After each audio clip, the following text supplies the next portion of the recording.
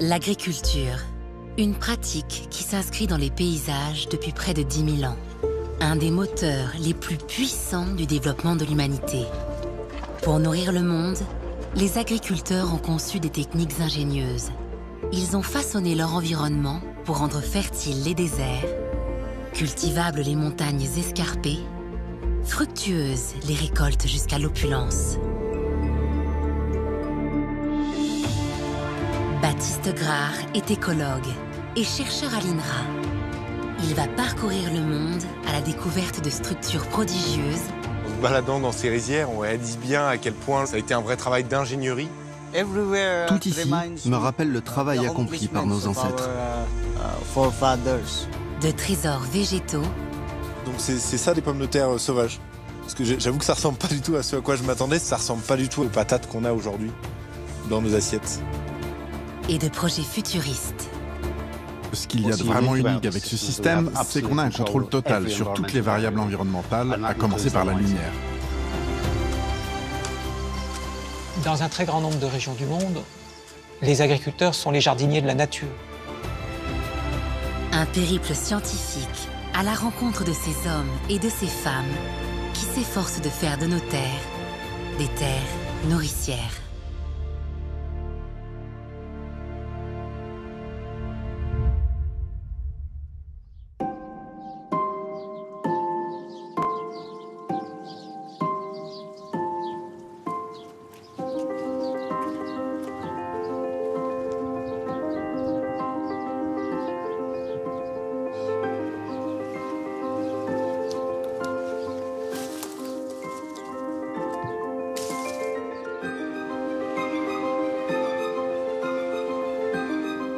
Paris, au cœur du 5e arrondissement. Sur le toit de l'école AgroParisTech se trouve un inattendu laboratoire à ciel ouvert. Ce potager est le domaine de recherche de Baptiste Grard. Ces expérimentations visent à rendre possible l'agriculture au cœur des villes avec des résidus urbains. Mares de café, briques concassées, déchets verts, les ingrédients d'une nouvelle terre nourricière. Ainsi, il poursuit le geste ancestral de l'agriculteur, s'adapter à son environnement. Une évolution contemporaine d'une science millénaire dont Baptiste Grard va à présent revivre l'histoire.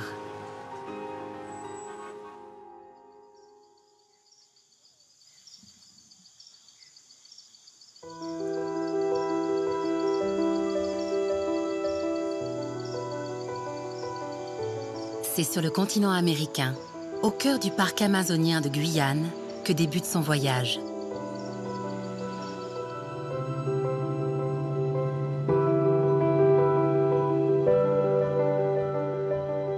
Ce territoire de 3,4 millions d'hectares forme avec son voisin le parc brésilien Tumucumac le plus grand espace protégé du monde tropical.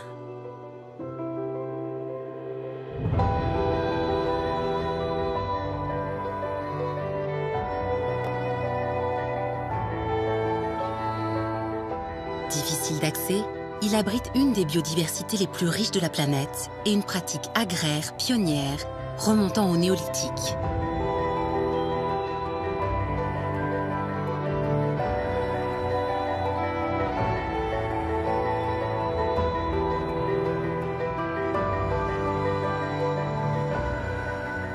Mélie Caillot est ingénieure agronome. Elle accompagne au quotidien les agriculteurs du parc.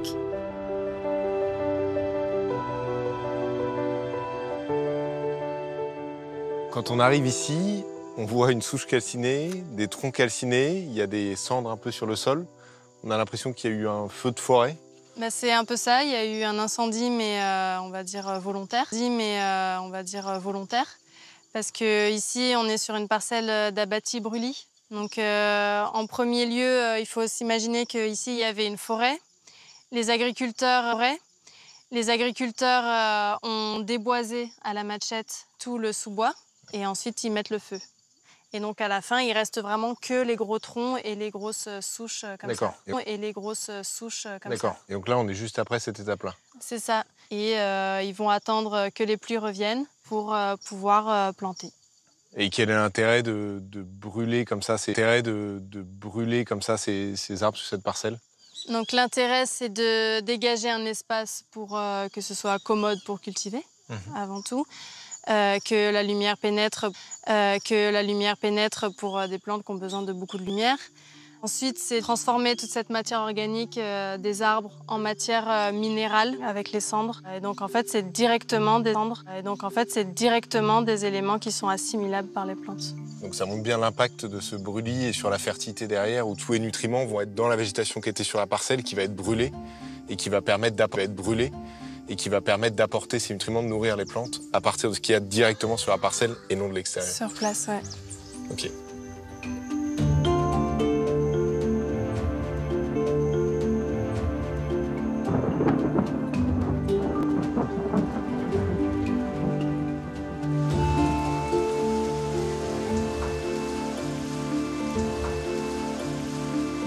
Pour les habitants du parc amazonien, la culture du manioc est un moyen de subsistance clé dans cette zone très isolée.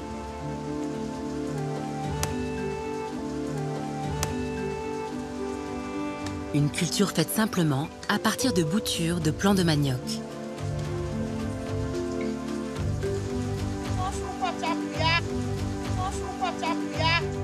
Antoinette Bagadi, de l'ethnie des Aloukou, l'exerce en famille, dans un souci de transmission des savoirs agricoles.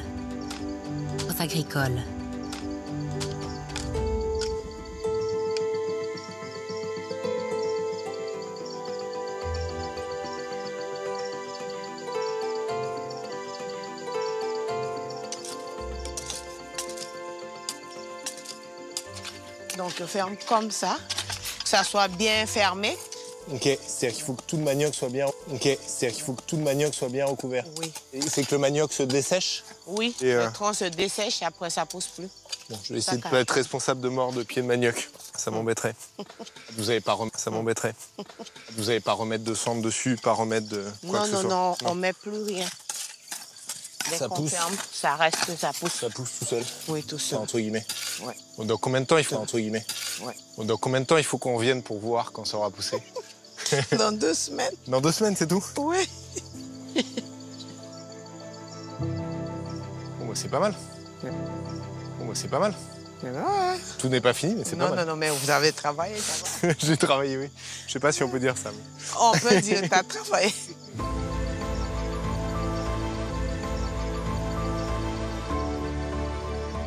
Pratiquée au néolithique dans la quasi-totalité des milieux boisés de la planète, la culture sur abatis brûlis a perduré au fil des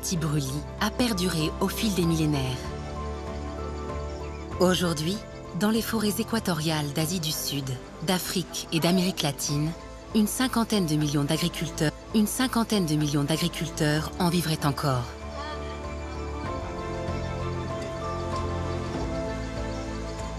Ancestrale, cette technique fut la conséquence d'une mutation lente de l'homme pour abandonner ses habits de chasseur-cueilleur afin de revêtir ceux d'agriculteur. Le chasseur-collecteur de la fin du Paléolithique s'alimente en partie par la chasse d'animaux sauvages, mais aussi en partie par la collecte de légumes et de céréales sauvages. Vous en récoltez les grains chaque année, et puis vous observez que les grains qui tombent vont germer spontanément, et résultat, l'année suivante, il y aura d'autant plus de céréales à récolter dans ces endroits-là. De cette observation, peut-être que vous serez tenté de semer des grains plutôt que de seulement récolter des céréales sauvages. Et là, vous venez d'inventer l'agriculture.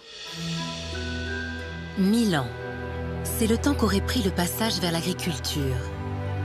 Le temps de domestiquer des semences et de créer les outils adaptés pour que les champs puissent gagner du terrain sur les espaces boisés. Alors il est clair que l'apparition de l'agriculture, et je vais même dire la proto-agriculture, présupposait la sédentarisation des villages, et la sédentarisation des villages présupposait déjà un peu de défricher des champs qui vont être occupés en permanence par la maison et le petit jardin à côté. Et cela n'aurait pas été possible sans la pierre polie. C'est beaucoup de travail que d'abattre des arbres, mais c'est possible avec la pierre polie, c'est impossible avec des outils en silex. Oui, ça a été une révolution technologique.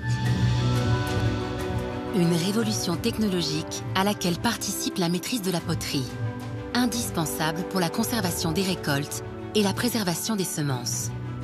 L'agriculteur, par les stocks de grains qu'il constitue, il peut voyager, il peut aller vers de nouveaux espaces. Et puis comme l'agriculture, c'est la transformation de l'environnement, la simplification, l'artificialisation de l'environnement, où qu'il aille, de fait, ce nouvel environnement, il va le transformer pour le rendre conforme à ses habitudes, à ses savoir-faire. Il va le simplifier pour lui.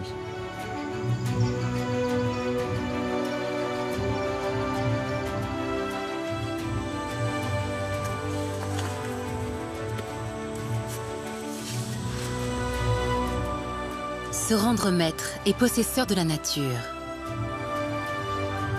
Un impératif qui passe d'abord par l'adaptation à une histoire géologique. Car la formation des sols est un phénomène complexe de plusieurs milliers d'années.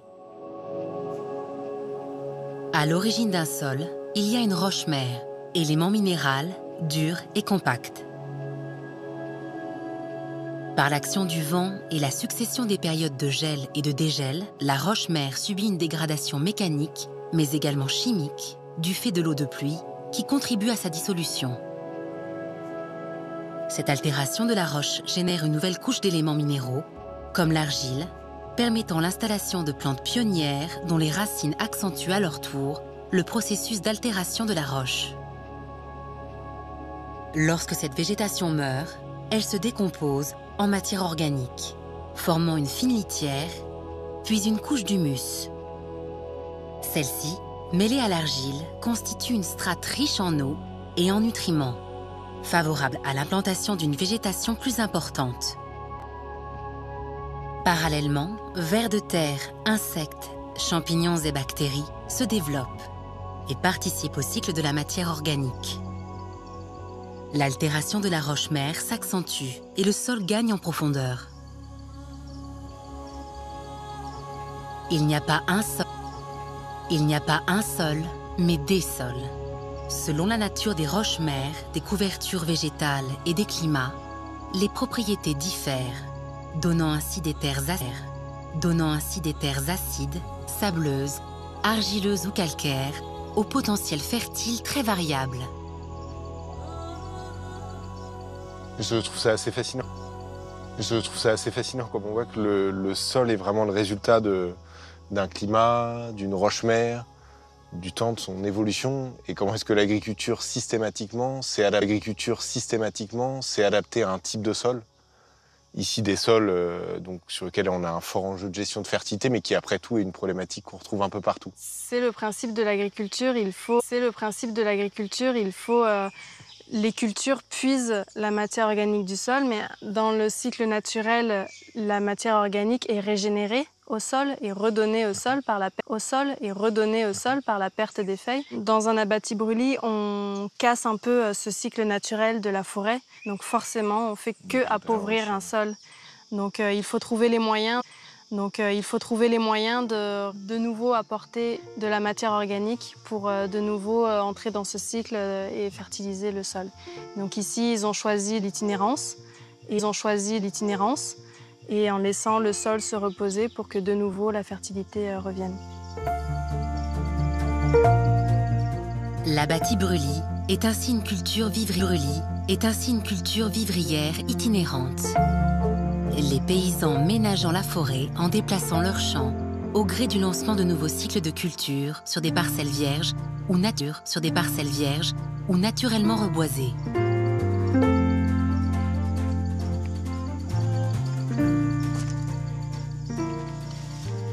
Ici, c'est une ancienne parcelle d'abatis brûlis, c'est ça? Oui. Ici, ils ont cultivé principalement le manioc. Il y a environ 3 à 5 ans. Et là, on voit que c'est une recrue forestière parce que c'est encore assez ouvert. Il y a un peu des herbes, il y a des bois canons. Ça, c'est des grands arbres. Voilà, des arbres, ça s'appelle des arbres pionniers. Et par la suite, d'autres espèces d'arbres s'implantent. Ouais, ici, là, pour le coup, on croirait presque la forêt vierge. On a des troncs beaucoup plus hauts, une canopée qui est beaucoup plus dense, de la lumière d'ailleurs là qui est beaucoup plus dense, de la lumière d'ailleurs là-bas qui disparaît quasiment. Ça, c'est le paysage, c'est refermé. Ouais. Est-ce que du coup, ça, c'est une parcelle qui n'était pas du tout en abatis-brûlis ou qui était... Et ben pourtant, si. En fait, là, on est aussi dans une ancienne parcelle d'abatis-brûlis cultivée il y a 30 ans. C'est vrai que justement, dans l'abatis-brûlis, la notion de base, c'est celle de rotation. Et du coup, on aurait presque envie d'appeler l'abatis-brûlis itinérant, de par cette rotation qui est au cœur du système, qui fait que si on ne fait pas cette rotation, le système n'est pas durable. Voilà, un agriculteur, une agricultrice pourrait tout à fait décider de recultiver cette parcelle. Et donc, on retrouve le cycle naturel, le cycle biologique de la fertilité grâce à ces recrues forestières.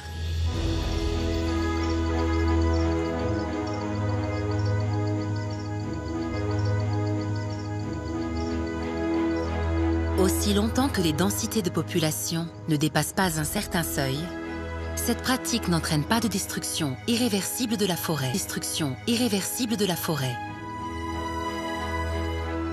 Mais au néolithique, le développement de l'agriculture aurait fait passer en 5000 ans la population du globe de 5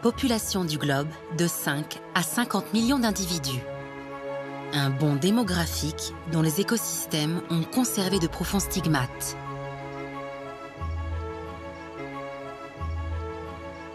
Avec l'accroissement de la population, il faut augmenter les surfaces cultivées.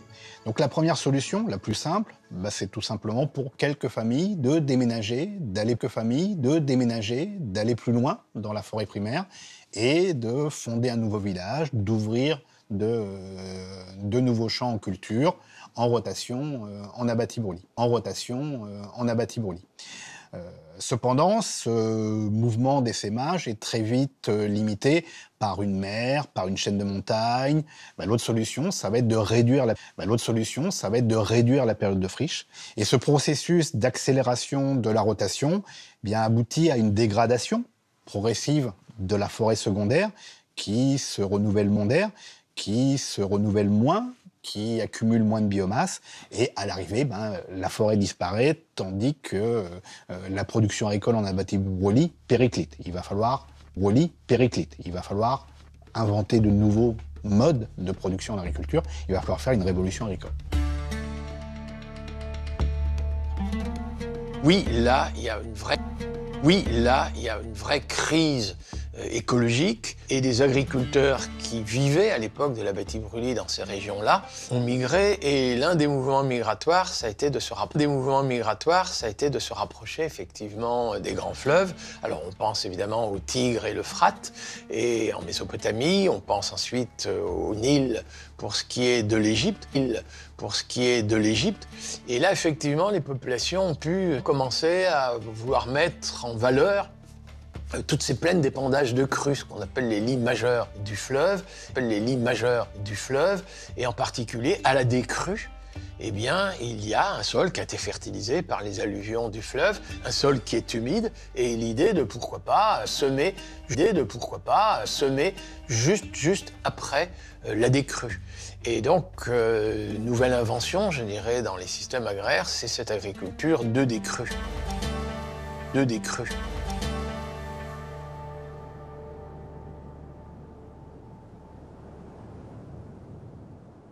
Mais lorsque les faveurs des crues se refusent aux agriculteurs,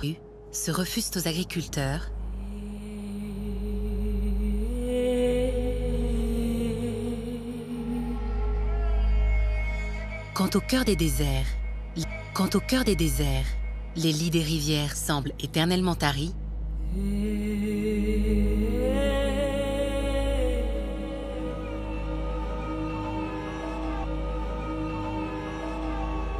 La fine gestion de la rareté devient la clé du prodige des oasis.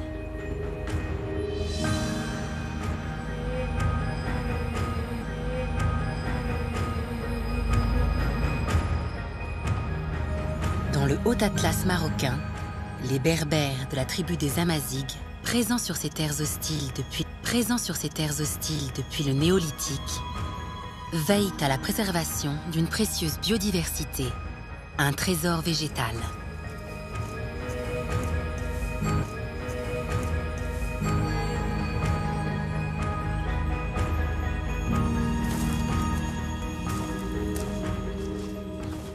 L'Organisation des Nations Unies pour l'alimentation et l'agriculture a distingué le site d'Imilchil Amelagou et ses habitants en le consacrant système ingénieux du patrimoine agricole mondial.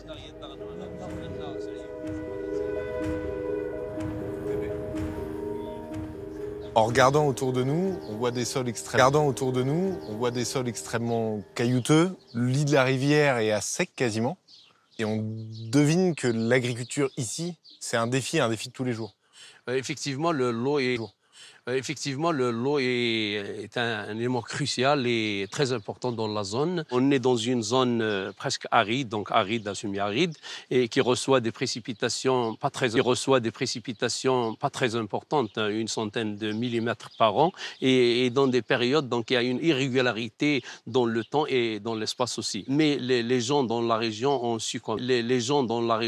su quand même s'adapter à cette rareté. C'est vrai que la première idée quand on arrive ici, c'est pas de se dire qu'on va faire pousser les plantes. Et heureusement, à côté de nous, on a ce cours d'eau qui paraît miraculeux dans cet environnement. Alors là, c'est pas un miracle, c'est plutôt un travail donc ingénieux des populations. C'est un canal souterrain qui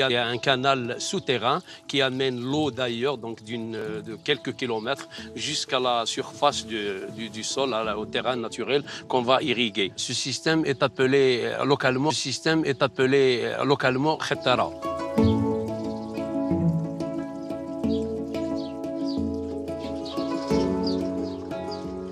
La technique de la Retara consiste à forer un puits en plein désert pour atteindre une nappe phréatique située à plusieurs dizaines de mètres de profondeur. À partir de ce point, un canal est creusé selon une certaine inclinaison pour drainer la nappe par simple gravité. Tous les 10 à 20 mètres, de nouveaux puits d'accès sont percés pour faciliter l'avancement des travaux et permettre l'entretien du canal. Au bout de plusieurs kilomètres, la conduite arrive à la surface du sol, au niveau des périmètres de culture de l'oasis. Un réseau de petits barrages et de multiples canaux permet alors de contrôler la distribution de l'eau sur les différentes parcelles.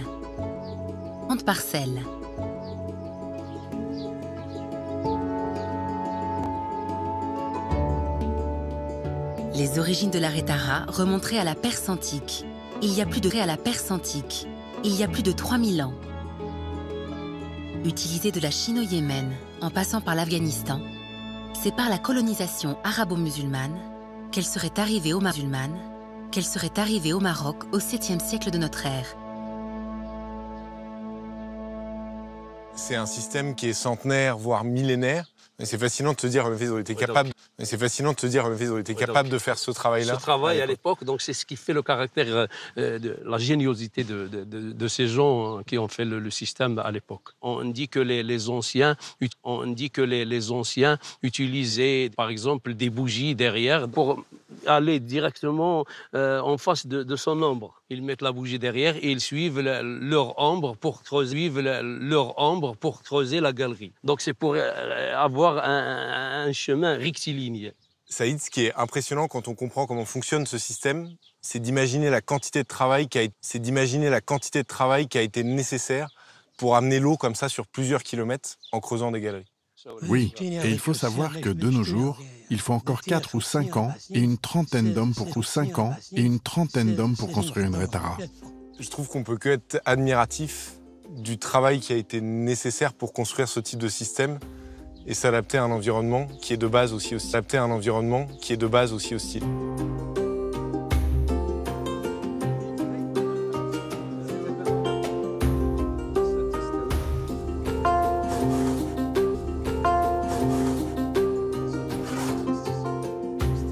Dans un agrosystème oasien, À l'équilibre si fragile, priorité est donnée aux parcelles arborées et aux parcelles arborées. Barrière naturelle contre l'érosion des terres et catalyseur de leur cycle fertile.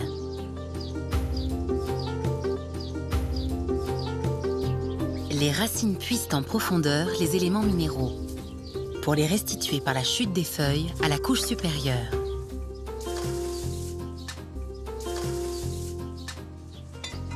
Et là, pour un champ d'amandier, tous les combien vous irriguez?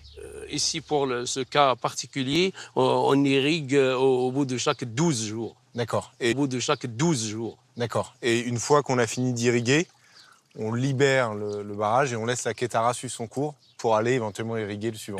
Effectivement. Est-ce que chacun peut se servir à sa convenance? Non, il y a une jma'a qui décide et qui donne à chacun sa part. La jma'a, c'est un peu le conseil ethnique. C'est des personnes qui représentent des lignages au niveau du village. Et donc, à chaque lignage, il y a un représentant et on fait un petit peu ce qu'on peut appeler un parlement du village. D'accord. Et c'est ça qui a permis de gérer durablement la ressource? Exactement. Donc, quand on l'applique d'une manière stricte, ça permet de faire perdurer le système agroécologique au niveau de la zone. On voit bien au travers de cet exemple que l'agriculture, c'est pas seulement des pratiques agricoles, mais c'est aussi et surtout une organisation sociale. C'est aussi ça l'histoire de l'agriculture. Exactement.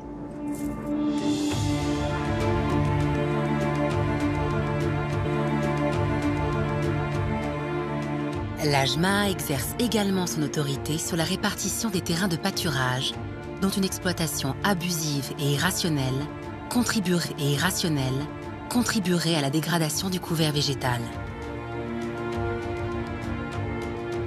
Avec seulement 2% de terres arables, les vastes étendues de la région d'Imishil-Amélagou exposent leurs habitants au défi perpétuel de la survie. Un défi dont la solution réside dans la diversification des ressources alimentaires et par le maintien de l'équilibre subtil de l'oasis. L'association des plantes, des animaux et des insectes.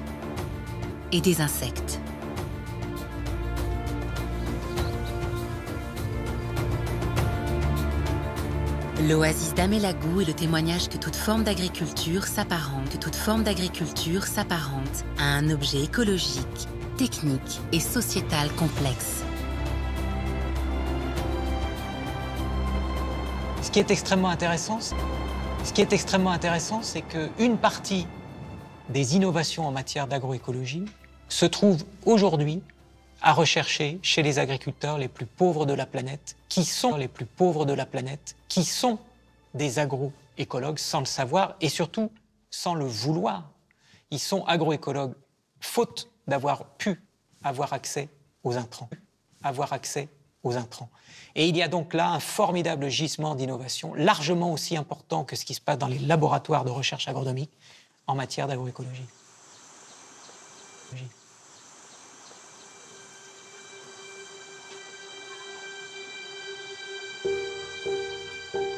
Au nord des Philippines, sur les pentes abruptes de la cordillère de Luzon, des terrasses attestent d'une expression traditionnelle du génie agricole que le temps n'est pas parvenu à épuiser.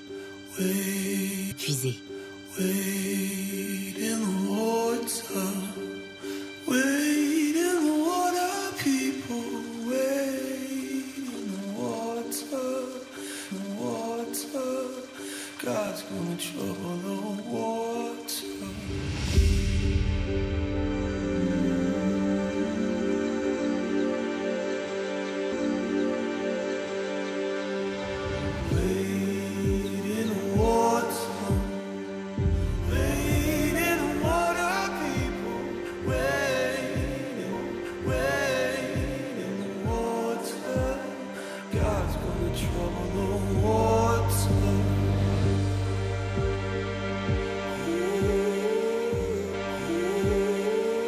Œuvre monumentale du peuple des Ifugao, Classées au patrimoine mondial de l'UNESCO, les rizières en étage d'Ongduan expriment le raffinement d'une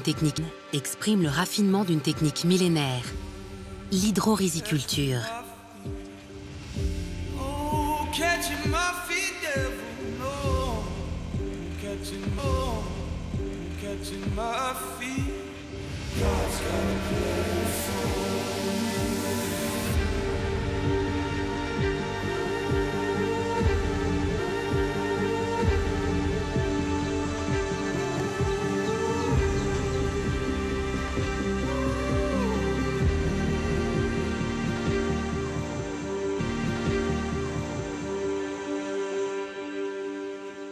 Joseph, vous qui avez grandi dans un endroit aussi magnifique, qu'est-ce que vous ressentez encore en parcourant aujourd'hui, sachant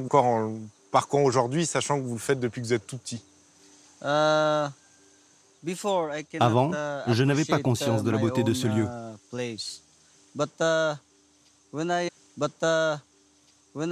Il a fallu que je le quitte pour que je me rende compte que cet endroit où je suis né est sans doute le meilleur sur Terre.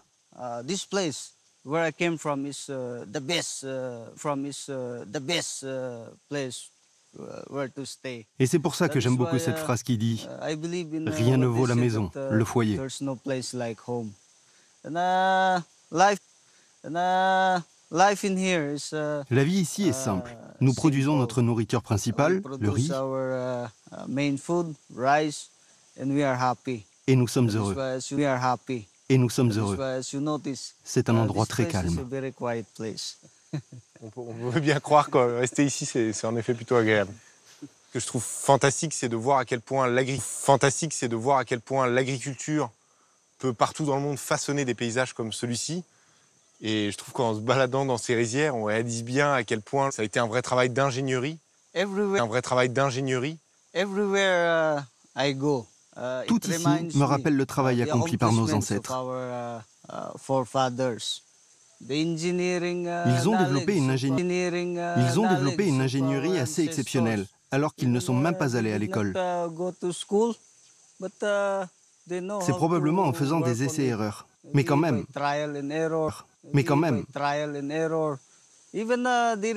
Pour l'irrigation, par exemple. Comment ont-ils su quelle pente choisir pour que l'eau puisse s'écouler jusqu'au fond de la vallée?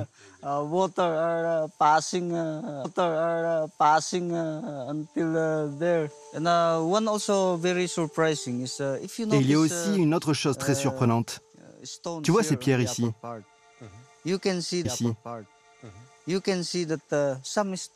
Eh bien, certaines d'entre elles viennent de la rivière. Et c'était plutôt difficile de les transporter jusqu'ici.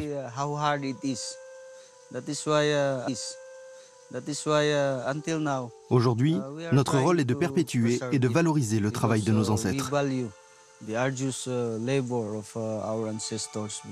C'est votre richesse. C'est votre richesse commune. Oui, exactement. Et s'ils peuvent nous regarder depuis le ciel, préserver tout ce qu'ils ont construit, je pense qu'ils seront très heureux.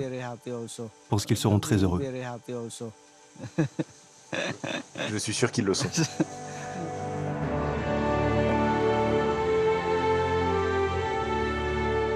Ce type de terrasse est apparu dans les vallées asiatiques pour prémunir les parcelles en abatis brûlis des ruissellements dus aux pluies torrentielles.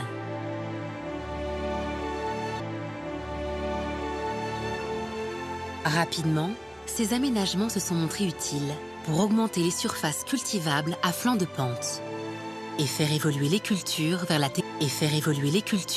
technique de l'inondation des sols. Quand on regarde là autour de nous, on voit que l'eau, elle est pas absorbée, alors que naturellement, on pourrait se dire qu'elle passe directement au travers de la terrasse. Quelle est la composition de cette terrasse qui permet de retenir l'eau? Ce genre de mur en pierre, là, c'est ce qu'on appelle ici tukulip. Dans la terrasse, la terre est vraiment très compacte. On peut y trouver des pierres, mais aussi des graviers. Et la couche supérieure est composée de boue. L'une des raisons pour lesquelles l'eau reste en surface de la terrasse est que la couche de boue est très épaisse. Ok. Et l'eau ne peut pas passer au travers. Ce qui est fascinant, je trouve, ici, c'est que d'habitude, en agriculture, on arrive à un endroit et on va s'adapter au sol. Ici, ce système des terrasses, il va viser à reconstruire un sol avec différentes composantes, les graviers, le sol par-dessus, pour arriver à refaire un système qui produise derrière et qui permette à la plante d'avoir accès aux nutriments, etc. Oui. Toute cette eau qu'on a autour de nous, là, qui court entre les terrasses, d'où est-ce qu'elle vient? La source de l'eau qu'on utilise pour l'irrigation, c'est la rivière. L'irrigation, c'est la rivière. On va la chercher au plus loin jusqu'à 6 km en amont. Ensuite, la distribution se fait en laissant passer l'eau d'une terrasse à l'autre.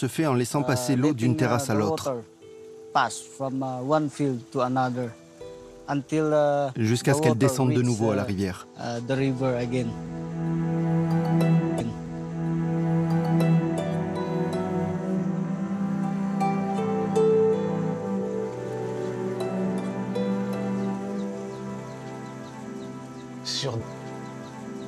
Sur des champs qui vont pouvoir être ainsi inondés, mais inondés, ça veut dire quand même fertilisés, parce que les terres fines qui descendent avec les eaux de ruissellement, et qu'on laisse l'eau stagner dans des petites terrasses entourées de diguettes, à savoir la rizière, ça va sédimenter. Ben, l'inondation, c'est un mode de reproduction de la fertilité qui va permettre, là, cette fois, de cultiver tous les ans. À Ongduan, les communautés villageoises ont su préserver les forêts surplombant chaque ensemble de terrasses pour diversifier les sources d'irrigation.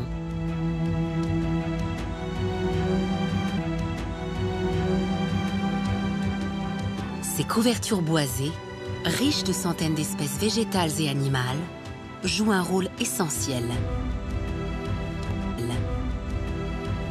Elles absorbent les eaux abondantes de la saison des pluies pour les rendre lentement aux rizières sous forme de ruissellement, comme une cascade de fertilité. Ce que je trouve génial en fait dans ce système, c'est la complémentarité déjà entre la forêt qui va apporter l'eau et les nutriments aux rizières, et ensuite la manière dont on a pu façonner ces paysages pour s'adapter, comme l'agriculture a su faire dans tant d'endroits, s'adapter à un environnement pour pouvoir produire de l'alimentation, derrière nourrir des populations, et leur permettre de se développer. L'accroissement démographique mondial est étroitement lié à l'expansion de l'hydroriziculture. 1000 ans avant notre ère, la population mondiale s'élève à 100 millions d'individus, pour atteindre 250 millions, 2000 ans plus tard. Un bond dont les systèmes rizicoles de Chine, d'Inde et d'Asie du Sud-Est ont été les principaux moteurs. Un rôle prépondérant, jamais démenti dans l'histoire de l'agriculture. Le riz est aujourd'hui cultivé sur 170 millions d'hectares par an. Ça en fait la deuxième ou troisième céréale, derrière le maïs et à peu près à égalité avec le blé. Et la récolte de quelques 2,5 à 3 milliards de tonnes par an vont permettre de nourrir près de la moitié de la population mondiale. C'est la base énergétique pour la moitié de la population mondiale. L'émergence des variétés de riz à 2 ou 3 récoltes par an dans la seconde moitié du XXe siècle a participé à l'éradication des famines en Asie.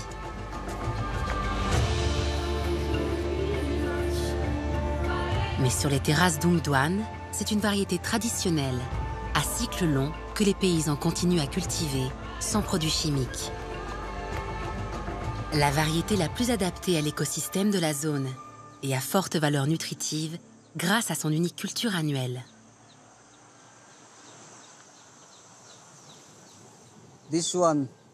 Comme tu peux le voir dans ce champ, le riz n'est plus plat parce qu'il contient du lait.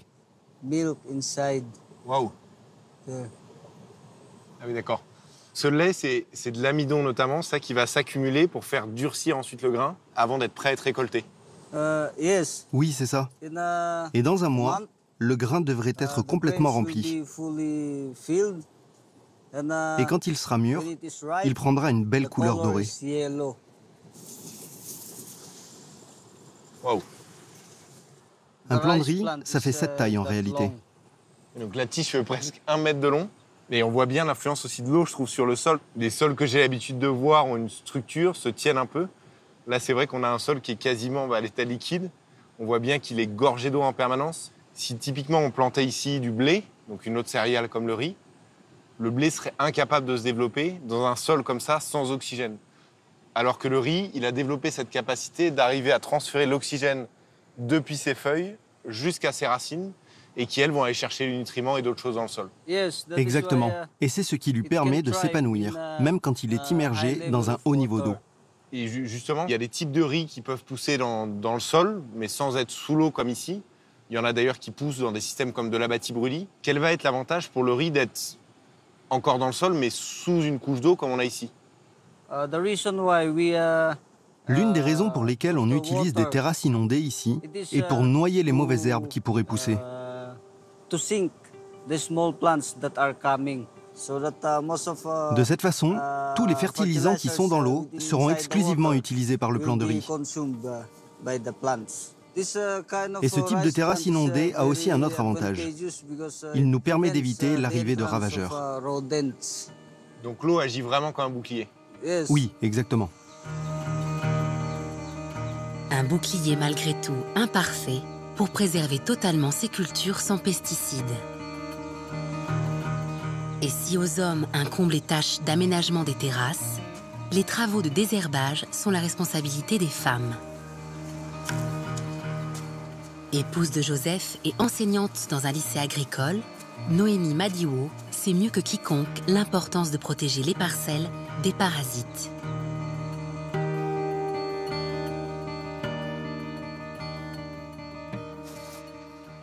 Tu dois bien marcher entre les plants de riz. Très bien. Waouh! Oui, en effet, c'est assez profond. Comme tu peux le voir, il y a des mauvaises herbes. Donc tu les arraches et tu fais comme ça.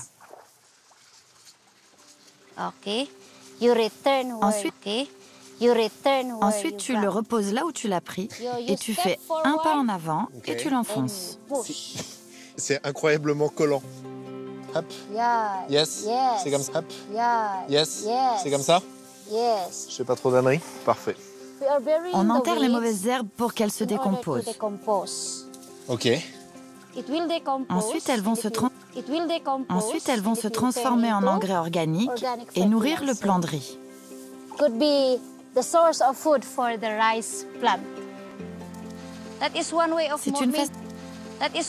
C'est une façon de maintenir la fertilité du sol.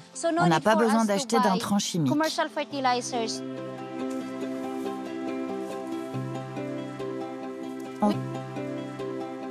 On va avoir besoin de plus de femmes pour nous aider à nous débarrasser de toutes ces mauvaises herbes. Je veux bien le croire au vu du temps que je mets à enlever ces mauvaises herbes.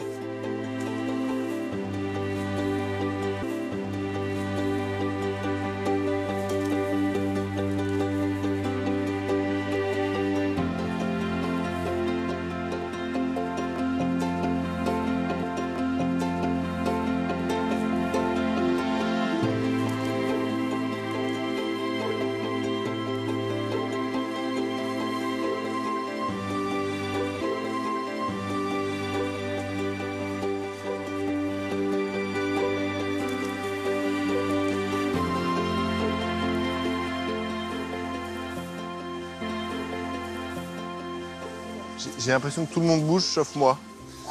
Est-ce que c'est normal? Oui, bien sûr. Surtout que c'est ta première fois.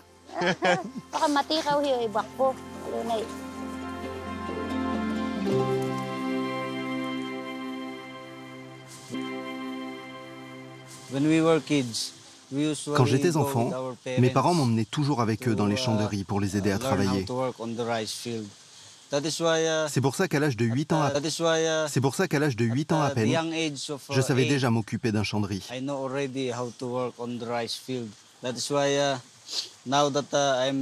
Maintenant que je suis marié, que j'ai des enfants, j'ai 3 fils et 2 filles, je les emmène avec moi travailler au champ. Pour qu'eux aussi aient les connaissances nécessaires pour en prendre soin.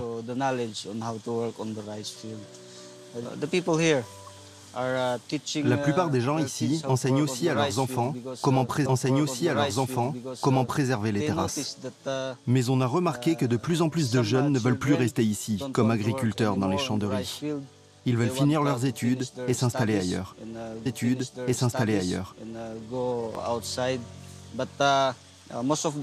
Mais les gens ici tiennent vraiment à transmettre leur savoir à leurs enfants, pour qu'à l'avenir, il y ait toujours quelqu'un pour prendre soin de nos terrasses.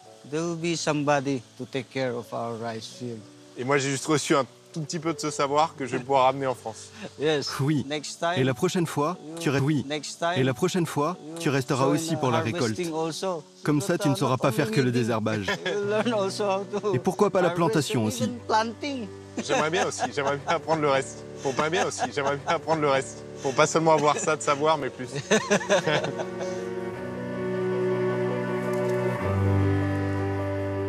Supportant des densités de population bien plus élevées que l'agriculture d'Abati-Bruli, les systèmes agraires hydrauliques ont permis par leur avènement des créations de richesses sans précédent.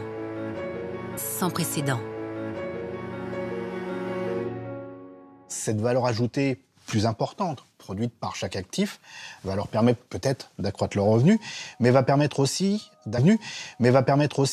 d'accroître les échanges commerciaux au sein des communautés et entre les communautés. Et très vite vont apparaître derrière des États, voire des empires fondés sur la collecte d'un impôt très important, un impôt rendu possible par la productivité du travail de ces actifs en riziculture inondée. Une manne financière indispensable à la constitution d'armées puissantes. Ainsi purent s'établir les redoutables empires de Chine, du début de notre ère, puis les prestigieuses dynasties d'Angkor et de Siam. Toutes les structures étatiques qui se sont constituées dans l'histoire et qui ont eu une certaine puissance reposaient toutes sur des sociétés agraires qui avaient préalablement et conjointement pu accroître la productivité du travail pour nourrir des classes dirigeantes qui, elles, étaient débarrassées des tâches productives. Cusco, le nombril du monde en langue quechua. Aujourd'hui péruvienne, la ville fut au XVe siècle l'épicentre de la civilisation inca. Et si à l'échelle d'un pays, la diversité des contrées est un défi pour la science agricole, elle l'est davantage là où se déploient les empires. À son apogée, au début du XVIe siècle, l'État inca courait sur plus de 4000 km. Un interminable corridor embrassant le Pacifique et s'échappant par-delà les Andes jusqu'en Amazonie. Le plus important pour un empire ou un pouvoir quel qu'il soit, c'est d'abord de nourrir sa population et d'éviter qu'elle se révolte pour des raisons justement d'accès insuffisant à la nourriture. D'où l'importance accordée à l'agriculture, aux infrastructures hydrauliques, si on prend l'exemple de l'Empire Inca, aux infrastructures de stockage anti-aléatoires pour faire face aux famines, pour faire face aux invasions de criquets. Et donc, il est clair qu'assurer cette sécurité alimentaire a été, et je pense est toujours, une préoccupation centrale des États.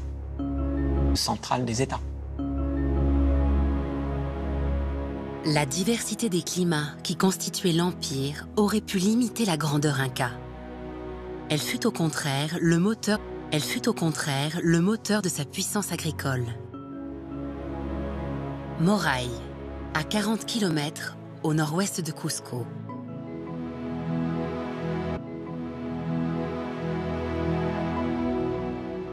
Ce site archéologique niché à 3500 mètres d'altitude en serait un précieux témoignage.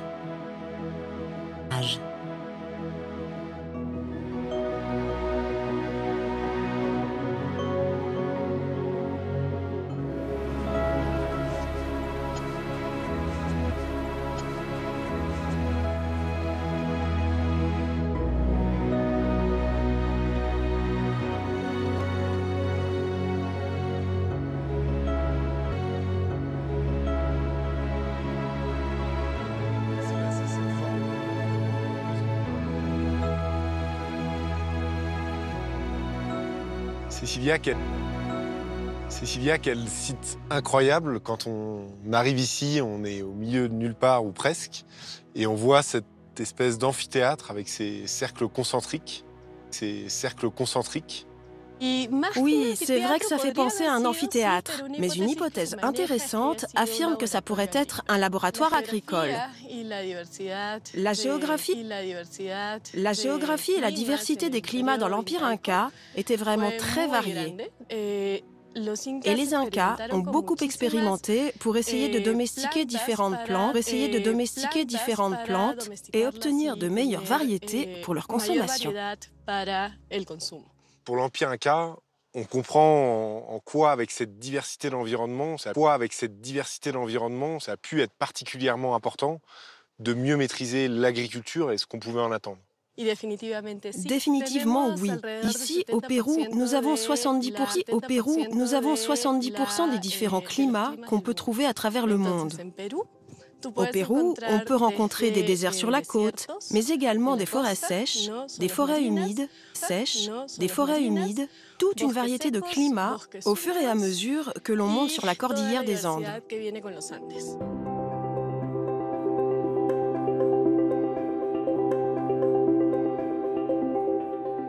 Il est clair que l'agriculture était le pilier de la puissance de l'Empire Inca, le plus apporté par l'Empire Inca et qui a fait toute sa puissance,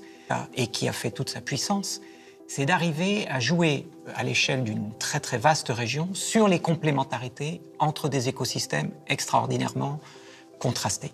Et c'est très souvent en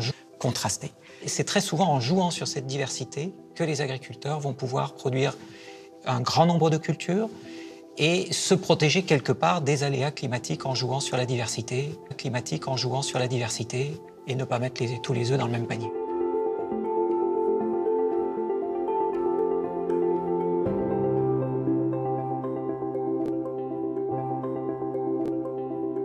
Au vu de ça, on comprend bien la nécessité pour les Incas d'avoir un laboratoire ou des laboratoires. Et donc justement, sur ce site, ils ont eu à le creuser, à le mettre en place. Comment ça s'est passé? Ce site n'a pas été creusé. C'est une dépression naturelle géologique du fait de la composition du sol. Les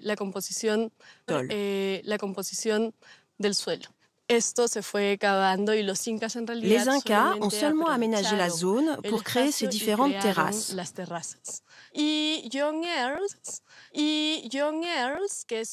Earls, un physicien australien arrivé ici dans les années 70, a émis l'hypothèse que ces terrasses avaient des températures différentes en fonction de leur exposition au soleil ou à l'ombre. Ici, on pourrait donc compter jusqu'à 20 microclimats différents seulement sur ce petit espace.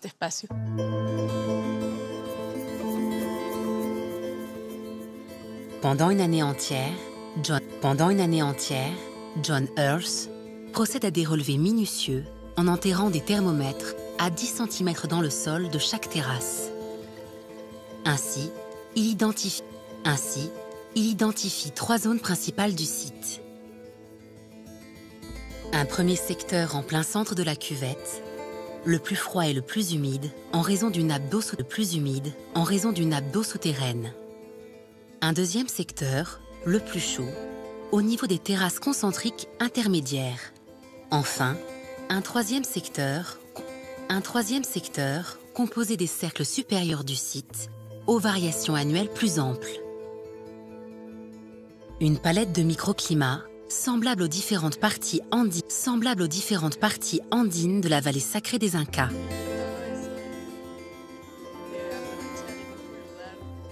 Le site de Moray aurait dès lors pu être utilisé pour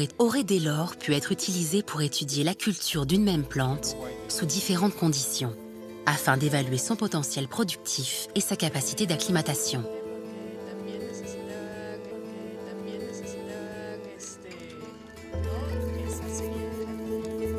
Ce qui me fascine au final le plus à propos de ce site, c'est qu'on voit qu'il y a un certain nombre d'indices qui corroborent cette théorie que je trouve extrêmement séduisante d'avoir un laboratoire comme ça, Inca. Mais au final, ce qui est assez génial, c'est que le mystère de Moray, il reste quasiment entier parce qu'en fait, il y a potentiellement d'autres théories. Oui, ça pourrait être un amphithéâtre. Mais si on se fie à la logique andine et à leurs besoins d'adaptation, cela fait vraiment sens. Mais ça pourrait être tout autre chose, bien entendu. Moray reste un mystère.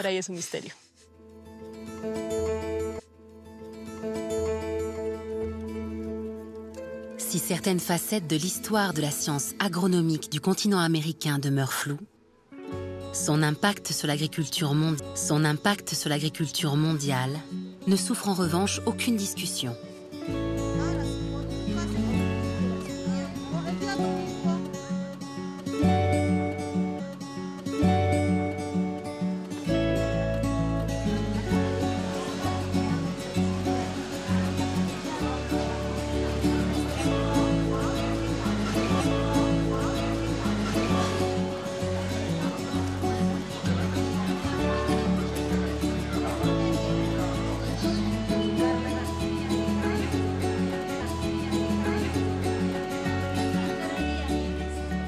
Vient du Pérou? Oui, tout ça vient du Pérou. C'est impressionnant cette diversité sur un même territoire.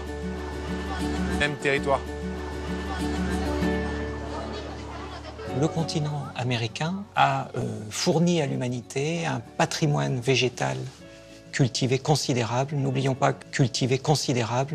que le maïs a été domestiqué au Mexique, que la tomate, le haricot, le coton, le manioc, la patate douce, un très grand nombre de cultures ont été domestiquées en Amérique avant de conquérir tous les autres continents. La cordillère des Andes en particulier est un exemple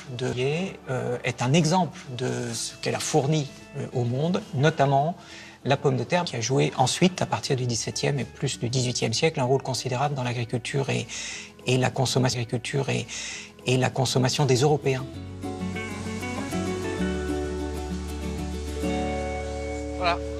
Elles viennent toutes du Pérou? Ok. Oui, toutes du Pérou. Magnifique. Ok. Oui, toutes du Pérou. Magnifique. Combien de variétés de pommes de terre avez-vous en France? Nous, en France, on n'a que des variétés de pommes de terre jaunes comme ça, mais pas du tout cette variété, cette diversité que vous avez là devant nous. Au Pérou, nous en avons plus de 4000, voire plus de 5000.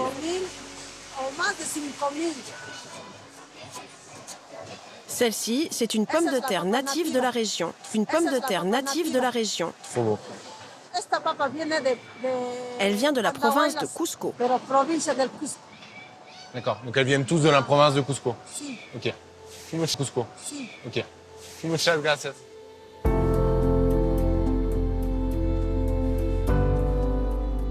La province de Cusco, considérée comme l'un des berceaux d'origine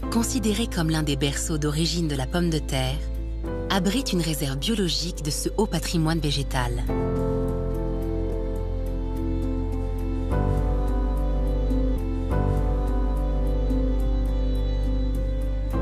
Créé en 1997, le Parque de la Papa, Parc de la Pomme de Terre, regroupe 6 communautés quechua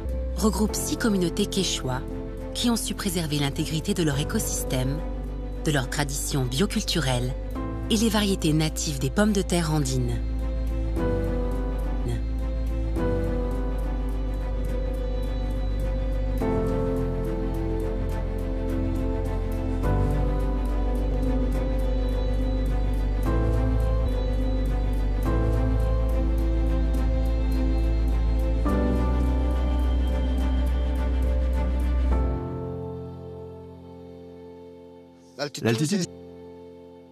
L'altitude ici, c'est 4058 mètres au-dessus du niveau de la mer.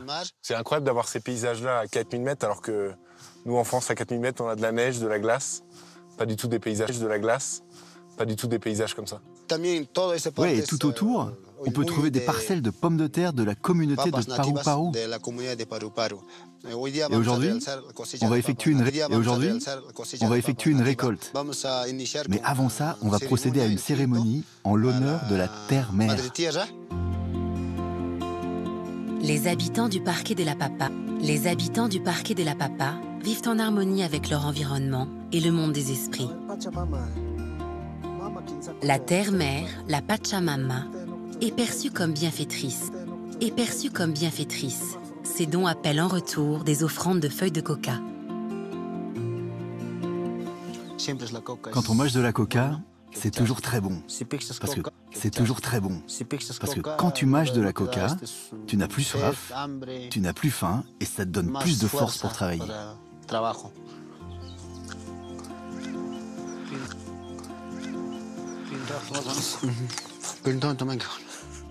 un goût qui n'est pas désagréable. Ahorita vamos a empezar a trabajar.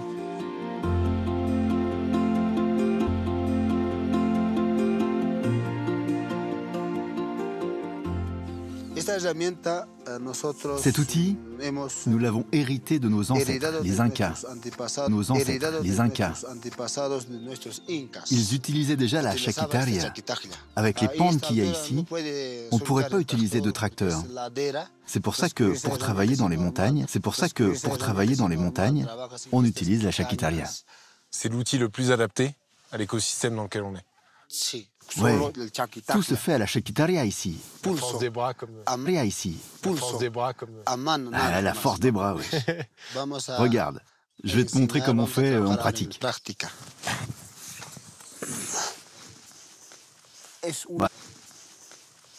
Voilà, tu soulèves une motte,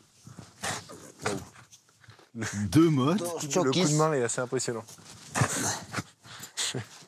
Je ne me lancerai pas dans cette affaire. Et voilà la 3e. Voilà. Et la pomme de terre, tu la plantes. Avec les germes vers le haut, comme ça. Tu vois? Ah, vas-y, fais-le.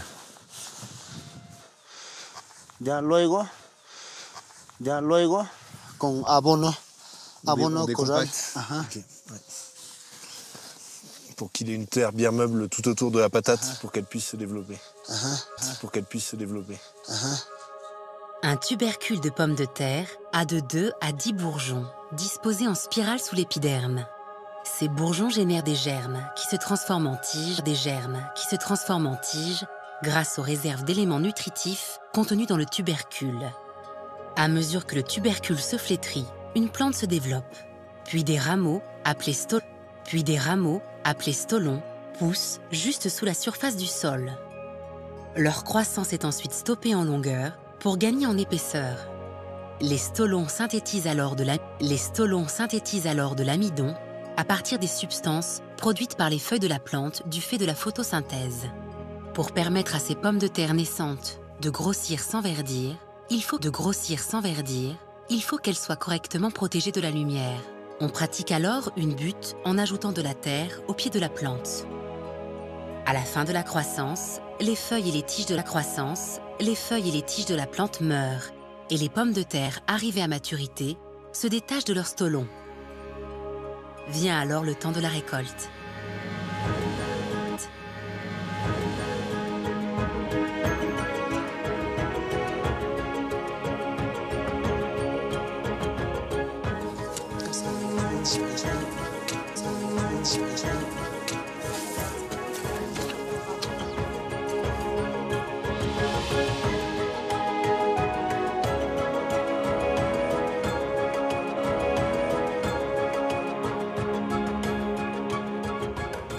Après le maïs, le riz et le blé, la pomme de terre est à l'échelle du globe la 4e culture, nourrissant plus d'1 milliard d'individus.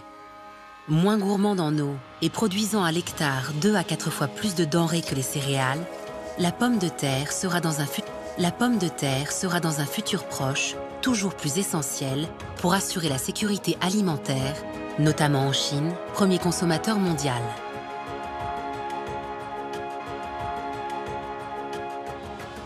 Ici, on est à 4000 mètres d'altitude. Est-ce que du coup, ça induit des contraintes spécifiques sur la culture de la patate? Ouais, en septembre, en octobre, en novembre. Ouais, en septembre, en octobre, en novembre, c'est la période des pluies.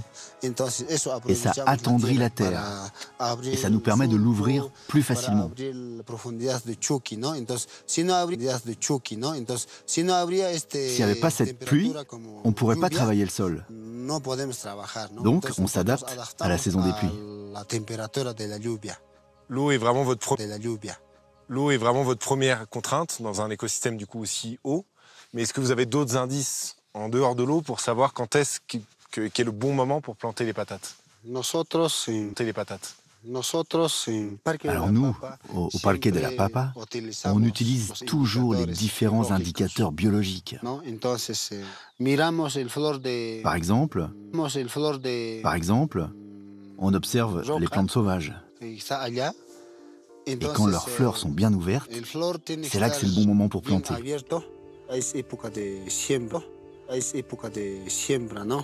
Et donc, quand il y a plein de fleurs partout, ça veut dire que l'année sera bonne.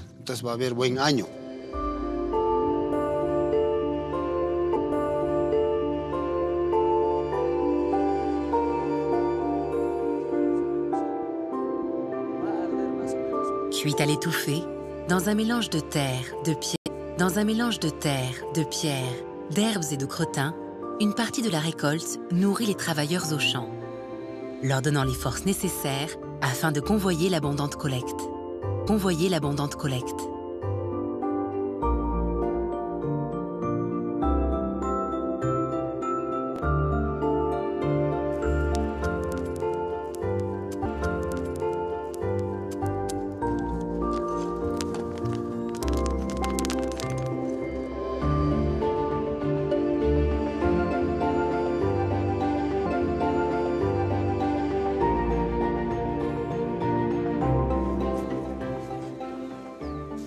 Allez, on mange.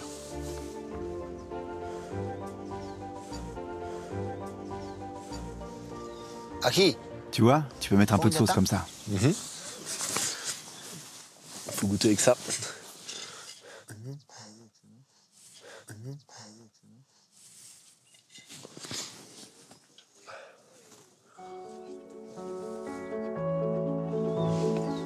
Délicieux. Délicieux. Délicieux, tout chaud sorti du four. Un délice.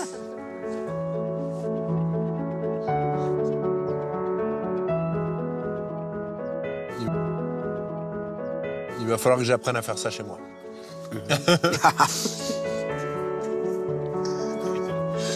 Pour réduire le risque de chute de rendement dû aux nuisibles, aux pathologies épisodiques, aux aléas climatiques, il est habituel que sur un même champ, une dizaine de variétés différentes de tubercules soient plantées. Les cultures, ainsi associées, compensent leurs faiblesses respectives, se prémunissent les unes les autres et participent au dynamisme biologique des parcelles. Ne pas faire reposer sur une seule et unique espèce le principe de sa survie, un précepte clé de l'agriculture traditionnelle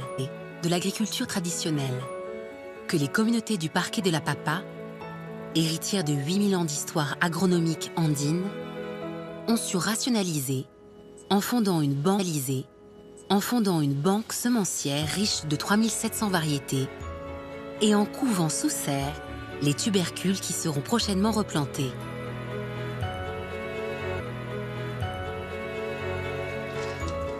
Un catalogue du vivant qui sauvegarde précieusement des pommes de terre perdues en d'autres régions lors de l'introduction des méthodes de culture moderne.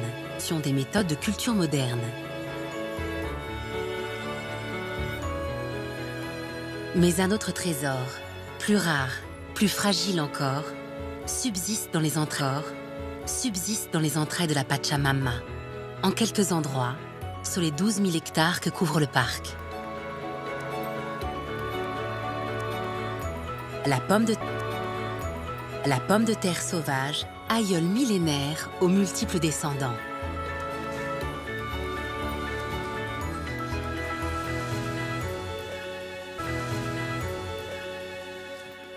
Donc c'est ça des pommes de terre sauvages. Parce que j'avoue que ça ressemble pas du tout à ce à quoi je m'attendais, ça ressemble pas du tout à une patate classique en fait. Ici, on peut observer les feuilles et comme tu peux le voir, elles sont assez caractéristiques. Elles restent au ras du sol.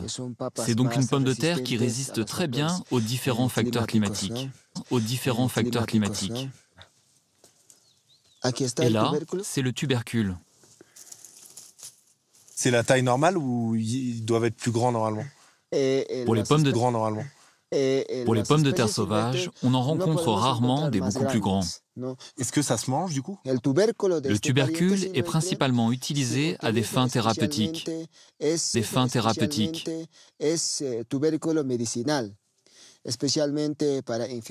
Contre les infections ou comme un onguent.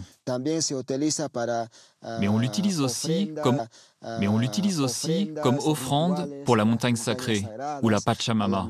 Il sert donc à plein de choses différentes. Et donc c'est bien à partir de ces tubercules, de ces petites patates que nos patates, les patates qu'on a aujourd'hui domestiquées, se sont formées. Pour être très précis, elles sont à l'origine de toutes les variétés de pommes de terre, que nous avons sur le parc. Grâce à cette espèce sauvage, nous avons toute une diversité de pommes de terre. Je trouve ça vraiment impressionnant d'avoir sous les yeux comme ça un exemple de domestication d'une espèce. Et c'est vrai qu'on a du mal, je pense, à se représenter toutes les étapes, le temps qu'il a fallu, d'un point de vue agronomique et d'un point de vue agriculture, pour arriver aux patates qu'on a aujourd'hui dans nos assiettes.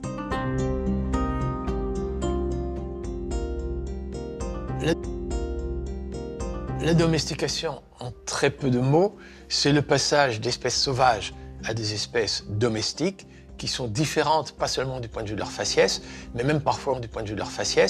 même parfois aujourd'hui, ne parviennent pas à se recroiser avec leurs ancêtres sauvages. Ce processus s'est fait en sélectionnant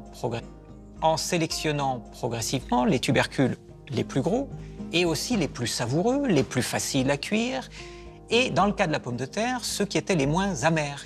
Donc un processus d'adaptation, sélection par les agriculteurs, très progressif, et qui a permis aujourd'hui à la pomme de terre d'être cultivée pratiquement sous toutes les latitudes du monde. Ces espèces sauvages qu'aujourd'hui on n'utilise plus, en quoi c'est essentiel pour vous, ici au Parc de la Papaye et ailleurs, de les conserver? Pour nous, c'est comme si c'était une bibliothèque, une réserve génétique. C'est la matière première pour des agronomes, des chercheurs, afin d'améliorer les pommes de terre existantes et concevoir de nouvelles variétés résistant mieux aux changements climatiques. Pour nous, c'est comme de l'or,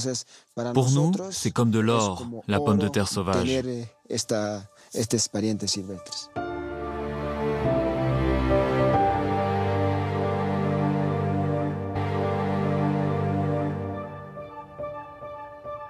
« 151 espèces de pommes de terre sauvages ont été répertoriées dans le monde.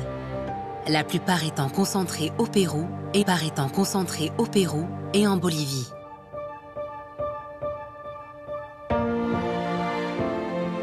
Un joyau naturel inestimable pour affronter les bouleversements liés au changement climatique. Pour moi, la Pachamama, c'est comme ma mère. C'est grâce à elle que je peux vivre. C'est comme une femme qui donnerait le sein à son fils. Pour moi, c'est ça que représente la Pachamama. Parce qu'elle nous apporte notre nourriture, mais aussi de la joie. Et ce qui se passe avec le changement climatique, c'est comme si la Pachamama avait de la fièvre. comme si elle tremblait. Avant, on pouvait faire pousser des pommes de terre plus bas dans la vallée. Mais aujourd'hui, on est obligé de cultiver de plus en plus haut. Le changement climatique, c'est un vrai danger. On risque de perdre la pomme de terre.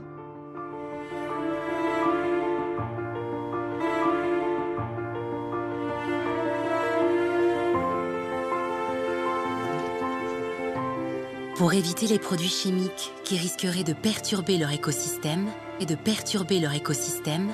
les communautés du parquet de la Papa procèdent à de longues jachères des parcelles. Elles les laissent se reposer pendant 7 années après une seule saison de culture.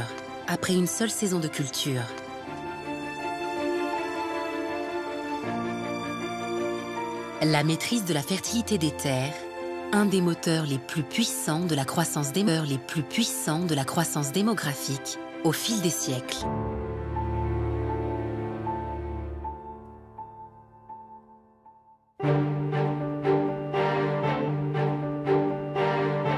Au Moyen Âge, la science agricole européenne va permettre au vieux continent de se distinguer. La révolution agricole du Moyen Âge, elle est essentiellement basée sur une association entre l'agriculture et l'élevage plus perfectionné. Pour pouvoir nourrir davantage d'animaux en hiver, on va construire des stabulations dans lesquelles les animaux vont rester enfermés pendant la mauvaise saison. On va leur apporter de la nourriture et donc ils vont déposer leur déjection dans cette stabulation. On pourra éventuellement mettre de la litière, c'est-à-dire de la paille, des feuilles, des fougères, etc., qui va faire éponge et qui va permettre de conserver l'azote qui est dans les urines du bétail plutôt que de le laisser filer à la rivière ou ailleurs. Et c'est cette litière mélangée aux déjections animales qui va permettre la production de ce qu'on appelle le fumier.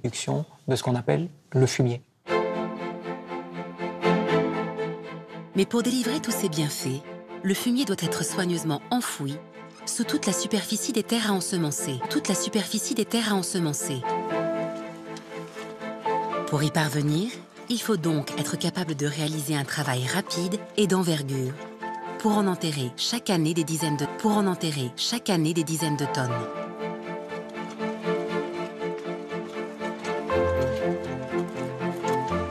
Une tâche rendue possible par l'apparition d'un outil révolutionnaire, la charrue.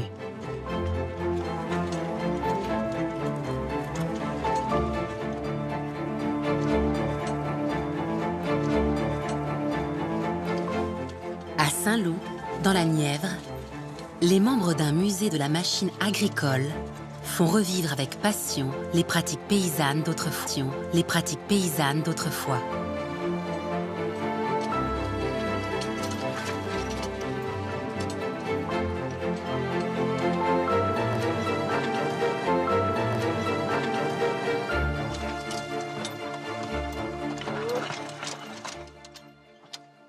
C'est impressionnant, en vous observant, on voit la charrue se balader, on se dit que c'est très très physique comme activité. Qu'est-ce qui fait que vous faites balader comme ça par la charrue? Alors, ce qui a l'air aussi physique, c'est parce que c'est la nature du sol, tout simplement. Là, on a un sol, tout simplement. Là, on a un sol qui est avec beaucoup de cailloux, un peu de racines. Donc Serge faut bien énormément qu'il tienne la charrue. C'est très physique pour lui. Et de la balader un petit peu à droite, à gauche, pour contrer l'avancement de la rue et qu'elle aille bien droit. Donc là, l'art de la charrue, c'est d'arriver à faire en sorte malgré ça d'arriver à conduire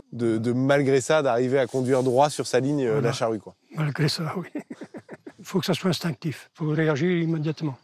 Parce qu'autrement, la charrue sort et puis c'est fini, quoi. Et le souci qu'il y a aussi, c'est pour les chevaux, quoi.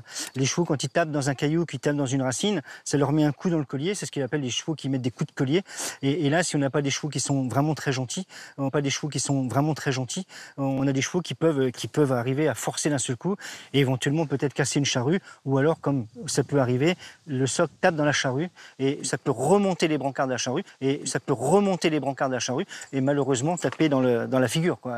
Ça peut être extrêmement dangereux. C'est pour ça que sur un sol comme ça, qui est très compliqué, on laboure à deux, c'est beaucoup plus facile. Et c'est beaucoup plus facile. Et c'est beaucoup plus sécurisant. Après, quand les sols sont beaucoup plus tendres, on laboure tout seul, il n'y a pas de souci.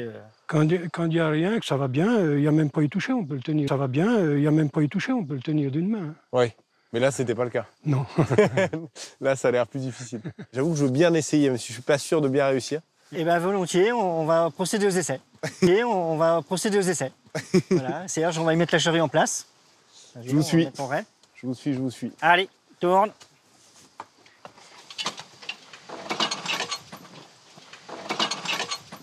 En vrai. Hop. Voilà. On y va doucement. On y va doucement. Balle bleue. On y va doucement. Balle bleue. Marchez.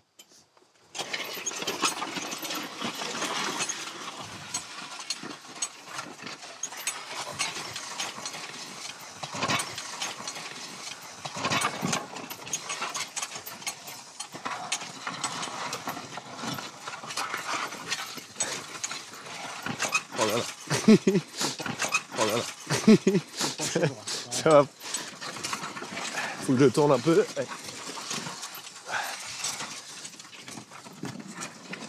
Voilà, le principe de la charrue, c'est qu'il faut tourner à droite, il faut tourner à gauche pour compenser les sols. Ouais, c'est ça. Voilà. C'est pas si facile que ça. Non, c'est assez physique, hein. Quand on en parle, ça va, mais...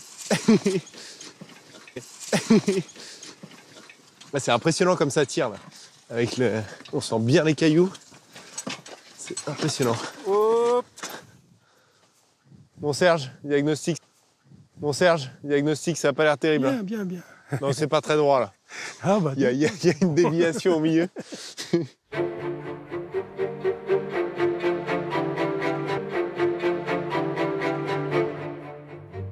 En plus de permettre d'enfouir le fumier, le labour a pour fonction de lutter contre les mauvaises herbes, d'ameublir le sol pour faciliter la circulation de l'eau,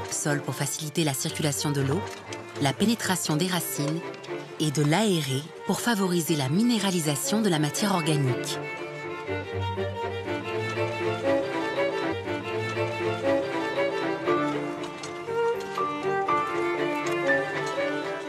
Ces nouvelles techniques de travail des sols ont permis l'exploitation de terres céréalières plus étendues,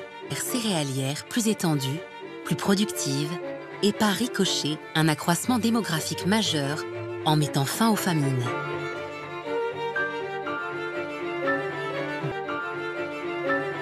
Du XVIe au XIXe siècle, une nouvelle révolution agricole a lieu grâce à l'amélioration continue de la fertilité des sols, avec pour conséquence l'augmentation des rendements et la surcharge des travaux agricoles. Un surplus auquel la révolution industrielle du XIXe siècle apporte une réponse technologique. À la fin du XIXe siècle, l'industrie se met à produire des machines sans moteur, des machines qui vont permettre de diversifier, de complexifier les mécaniques que l'on va atteler derrière les bœufs, derrière les chevaux. Donc ces mécaniques sont de plus en plus sophistiquées, elles vont permettre de gagner du temps. Elles vont permettre non seulement de moissonner, mais ensuite de lier, de battre, et donc d'économiser de la force de travail et de pouvoir cultiver une surface toujours plus importante par travailleur et donc d'accroître la productivité du travail.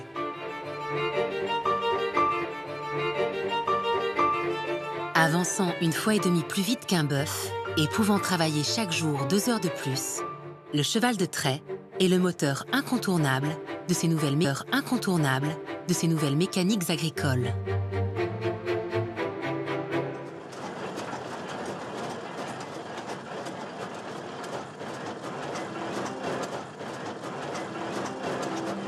Et c'est dans un étonnant manège, du nom de trépigneuse, servant à battre les blés, que l'une de ses utilisations fut sans doute la plus surprenante.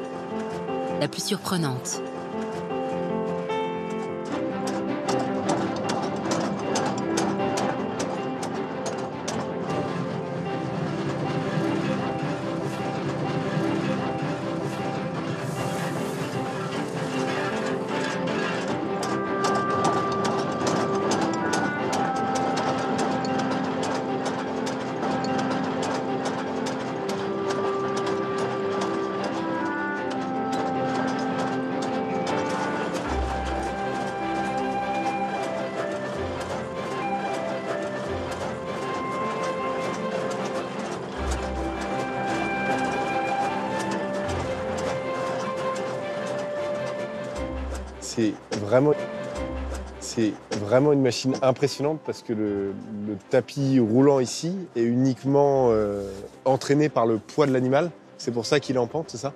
Tout à fait, oui. Il y a une pente, c'est ça? Tout à fait, oui. Il y a une pente, une inclinaison bien définie pour que le cheval, sans peiner, puisse entraîner le tapis. Ça fait tourner un gros ventilateur et un trieur qui trie le grain, qui trie le grain des épis.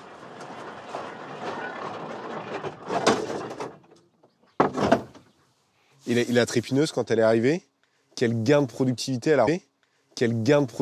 a représenté? Parce qu'on imagine bien que ça a été une innovation importante. Bien sûr, ça a été une innovation très importante parce que par rapport à des gens qui étaient à 4 personnes avec des fléaux, donc là, on est passé avec une trépineuse, donc on fait 20 fois plus de rendement. Et donc on voit bien le gain de productivité. Et je trouve que c'est une parfaite illustration de la relation qui a été clé dans l'histoire de l'agriculture entre l'élevage et la culture, dont on a pu bénéficier au champ avec le labour, ici avec la force de travail du cheval, et qui ont permis ces gains de productivité et cette conquête de nouveaux espaces. Oui, c'est vrai. Et c'est assez fascinant. Les agriculteurs des pays neufs, États-Unis, Australie, Canada, Argentine, adoptent largement ces nouveaux matériels, contraints par les dimensions sans précédent de ces Eldorados agricoles. À partir de 1860 aux États-Unis, tout agriculteur qui veut s'installer sur la frontière peut avoir accès pour $1 symbolique à 65 hectares. Donc on a des exploitations agricoles de très grande taille où les gens ne sont capables dans un premier temps que de cultiver une petite partie parce qu'en fait ils n'ont pas les moyens physiques de tout cultiver,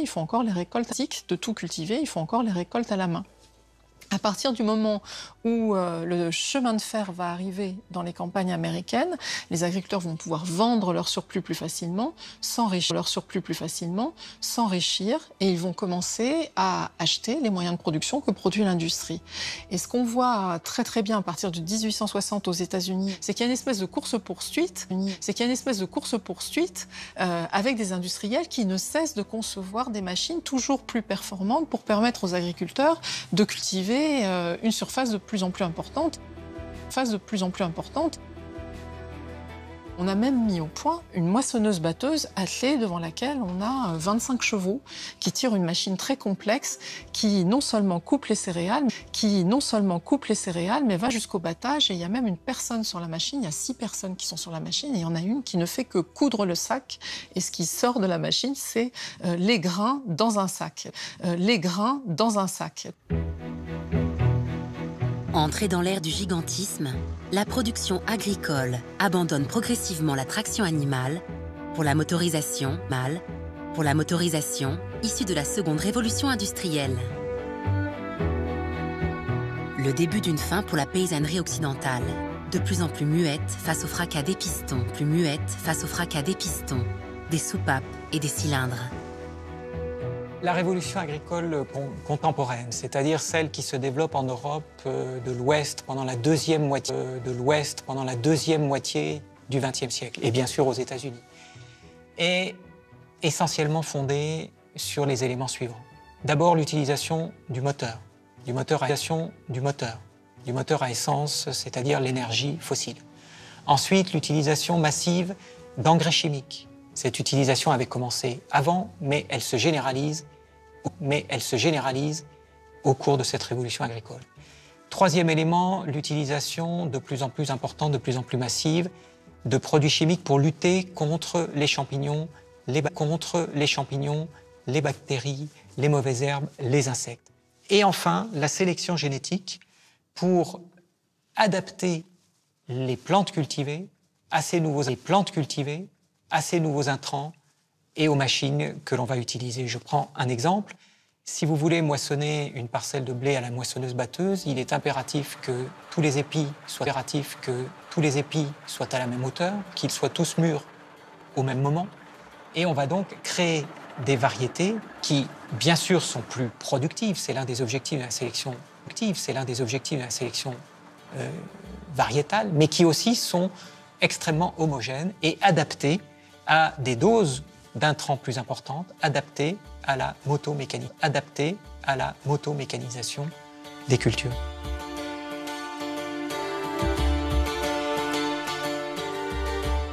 Les révolutions agricoles des temps modernes ont considérablement participé à l'accroissement phénoménal de la population mondiale, passée de 500 millions au début du XVIe siècle à 7,5 milliards de nos jours.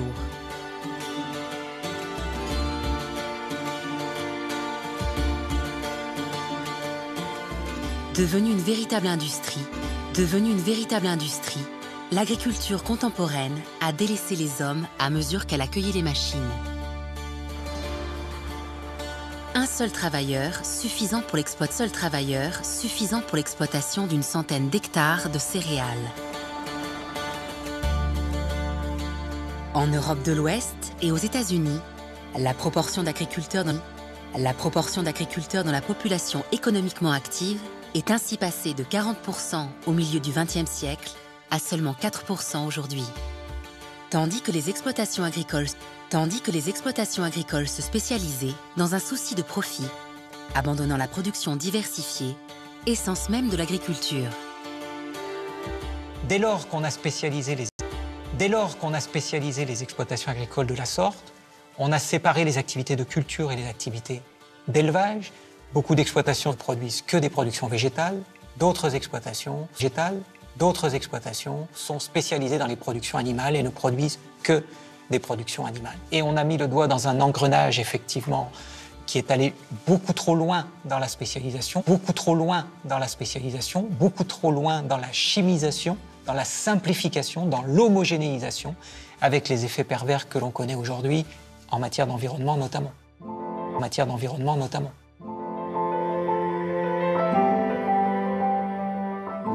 Appauvrissement des sols, pollution des nappes phréatiques, diminution de la biodiversité, phénomène d'érosion.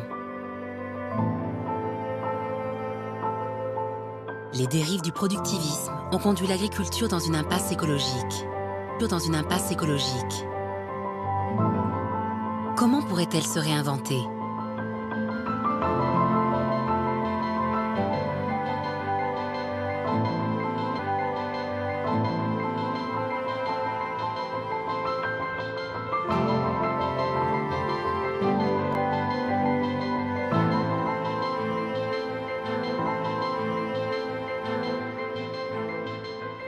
En Écosse, certains chercheurs font le pari futuriste d'une artificialisation totale dans des fermes verticales.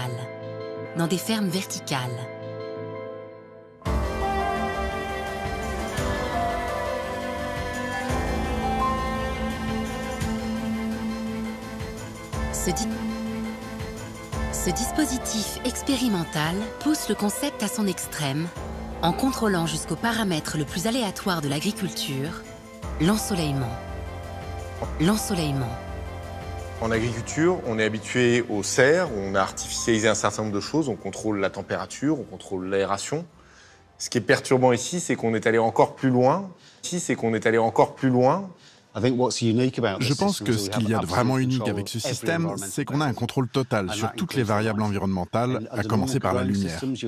En agriculture conventionnelle, cette lumière vient du soleil, mais c'est une source très fluctuante, elle varie d'une journée sur l'autre, d'une saison sur l'autre. Avec ce système de LED, on peut contrôler non seulement l'intensité et la durée de l'éclairage, mais aussi le spectre lumineux. Et c'est un aspect vraiment primordial pour maîtriser la croissance et la qualité des cultures. Quel est l'intérêt de contrôler le spectre lumineux comme ça ? La raison pour laquelle nous voulons cette maîtrise est vraiment importante. Pour la photosynthèse, les plantes utilisent majoritairement la lumière bleue et la lumière rouge. Mais elles utilisent également de nombreuses autres couleurs du spectre pour comprendre leur environnement. Par exemple, les infrarouges vont indiquer à une plante qu'elle est à l'ombre d'une plante rivale. Cela va donc Cela va donc l'encourager à augmenter sa croissance et à pousser plus rapidement pour dépasser sa rivale. Et donc, en contrôlant les différents éléments du spectre lumineux et les différentes couleurs, ça nous permet de modifier non seulement la morphologie d'une plante, ce à quoi elle va ressembler, mais également le moment où elle va fleurir. On peut influencer jusqu'à la composition chimique de cette plante, en manipulant les différentes zones du spectre lumineux. On peut donc, avec des variétés génétiquement identiques, produire des cultures très différentes.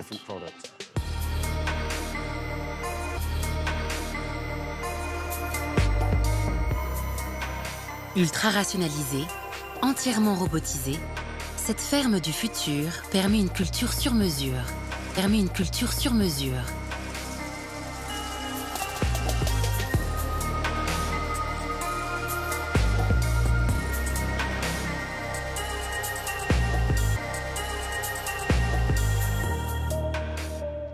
On est sur des systèmes ici où vous maîtrisez donc la lumière, les nutriments, l'eau. On a vu que ça avait un certain nombre d'avantages sur le niveau de production, sur la consommation d'eau. Mais c'est aussi des systèmes qui sont très gourmands en termes de matière plastique et autres. Qu'est-ce qu'il en est du coût environnemental de ces systèmes?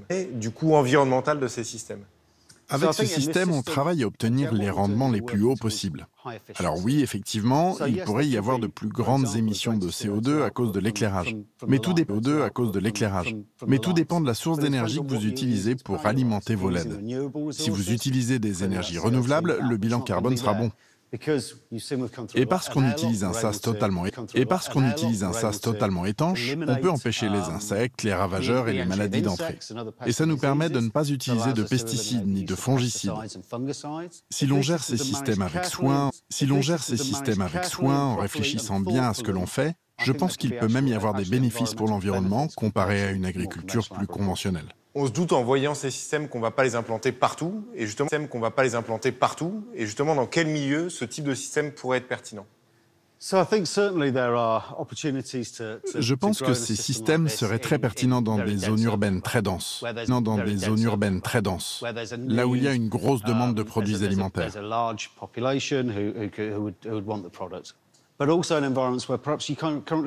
Mais aussi dans des environnements où on ne peut pas cultiver pour l'instant à cause de saisons trop courtes, de vents trop importants ou par manque d'eau. Il y a ainsi de nombreux environnements où on ne peut pas cultiver. Dans le sud de l'Espagne, par exemple, où des zones sont désertiques et où vous pourriez utiliser un système comme celui-ci pour sa faible consommation en eau. Et donc, réfléchir à l'endroit où on va installer ces systèmes est un aspect très important de leur conception. Ce qui est troublant par rapport à des systèmes agricoles classiques, c'est qu'on n'a plus d'agriculteurs, on a des robots, on n'utilise plus la lumière du soleil, on utilise plutôt des LED, on n'a plus de sol, on utilise des substrats. Est-ce que dès lors, on parle encore d'agriculture ou est-ce qu'on est sur autre chose? Si vous regardez l'évolution de l'agriculture depuis qu'elle est née, cela a débuté avec des gens qui ont ramassé des graines et qui ont commencé à les planter. Puis, ils ont ensuite conçu des systèmes d'irrigation, puis des serres, pour aboutir aujourd'hui à toute une série d'innovations comme les tracteurs dirigés par satellite. Donc l'histoire de l'agriculture a toujours été faite d'innovation. Mais ça ne veut pas dire que ce n'est plus de l'agriculture pour autant. Le but a toujours été de produire des cultures, de réussir à les développer, et d'utiliser pour cela les outils qui sont à votre disposition. Et ça, c'est peut-être la prochaine étape.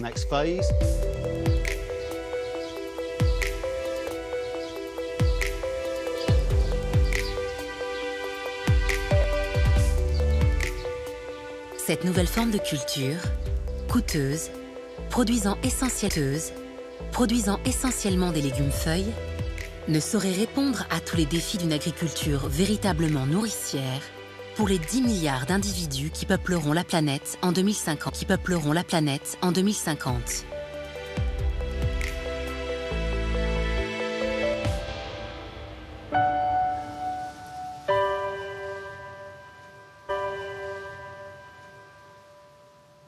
Une option technologique nullement adaptée à la paysannerie mondiale, composée dans son immense majorité d'agriculteurs modestes.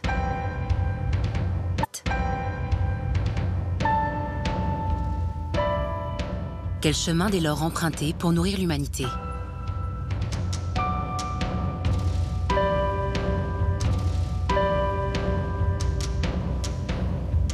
Il faut regarder un tout petit peu en arrière pour redécouvrir comment, lorsque les agriculteurs n'avaient pas accès aux intrants chimiques, comment ils faisaient pour reproduire la fertilité de leurs champs sans engrais chimiques. À coup sûr, les évolutions vont être une agriculture qui va relever de l'agroécologie scientifique, celle qui fait l'usage intensif des ressources qui nous coûtent rien, les rayons du soleil, le carbone, du gaz carbonique, l'azote de l'air, les éléments minéraux du sous-sol, Désormais, l'agriculture moderne de demain va prendre en considération le fait que l'objet de travail de l'agriculteur, c'est pas une plante, c'est pas un troupeau. C'est un agroécosystème d'une incroyable complexité, mais en prenant compte les interactions entre tous ces êtres vivants au sein d'un même terroir, au sein d'un même bassin versant, au sein d'une même rizière, au sein d'un même champ. Et c'est ça, l'agriculture moderne et savante de demain, hyper diversifiée. Alors bien sûr, quand on parle d'agroécologie et d'agriculture de demain, il n'est pas question de revenir à l'agriculture du passé. L'avenir de l'agriculture, c'est peut-être de revenir sur les fondamentaux de cette relation entre, je dirais, l'homme, l'animal et le milieu naturel, pour essayer de refaire quelque chose qui soit plus harmonieux et qui permette de nourrir 10 milliards d'humains dans des conditions favorables. Des conditions favorables à recréer. Car si l'agriculture émet des gaz à effet de serre, elle pourrait paradoxalement contribuer à limiter la quantité de CO2 dans l'atmosphère, grâce au phénomène naturel de la photosynthèse. La démonstration, elle n'est pas compliquée. Où la plante trouve-t-elle le carbone? Dans le gaz carbonique de l'atmosphère. Y a-t-il pénurie annoncée de gaz carbonique dans l'atmosphère dans les années qui viennent? Excusez-moi, il y en a trop. Donc faire l'usage intensif des rayons solaires pour que les plantes interceptent ces rayons solaires et par photosynthèse nous fabriquent de l'énergie élémentaire, alors je vais vous dire, je suis pour l'agriculture intensive.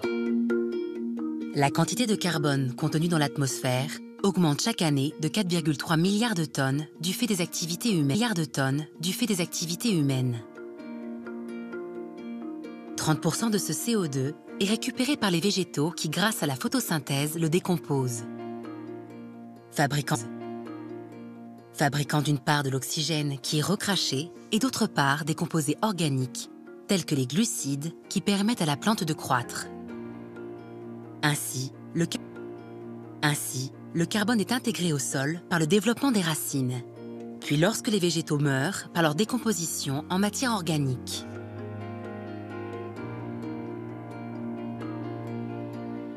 Et si le stock de carbone augmentait de 0,4% par an dans les sols, cela permettrait de stopper l'accroissement de CO2 dans l'atmosphère.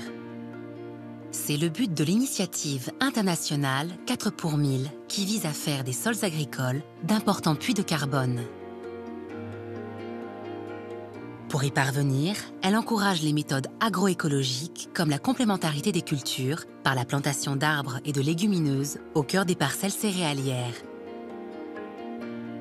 Une solution à première vue iconoclaste, mais qui ne serait que l'application à grande échelle d'une pratique traditionnelle trop longtemps ignorée. Soulignant l'évidence que l'avenir de notre planète ne saurait s'inventer sans les agriculteurs. Il est difficile d'imaginer quelles seraient les conséquences environnementales d'un monde sans agriculteurs. Pour certains, les agriculteurs sont les principaux responsables de la dégradation de l'environnement et verraient d'un bon œil finalement que ces agriculteurs disparaissent ou se consacrent à d'autres métiers pour laisser repousser la végétation spontanée, retrouver des espaces herbacés, des forêts, etc. Mais dans un très grand nombre de régions du monde, les agriculteurs sont les jardiniers de la nature.